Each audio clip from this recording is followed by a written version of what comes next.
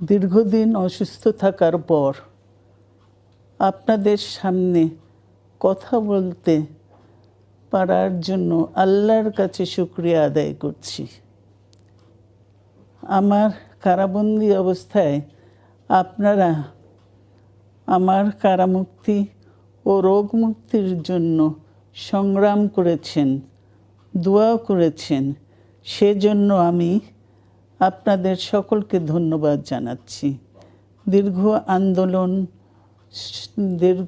আন্দোলন সংগ্রাম ও ত্যাগের মধ্য দিয়ে আমরা ফ্যাসিবাদী অবৈধ সরকারের কাছ থেকে মুক্তি পেয়েছি।